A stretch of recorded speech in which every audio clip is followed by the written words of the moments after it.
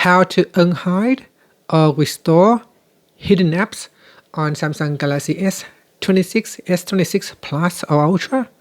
First, let's return back to the home screen. Then swipe down at the top and tap on the settings icon. Now in settings, we then scroll down and tap on home screen. After that, scroll down and tap on hide apps on home and apps screens. From here, go to the hidden apps section at the top and then tap on the remove button on the apps that you want to unhide.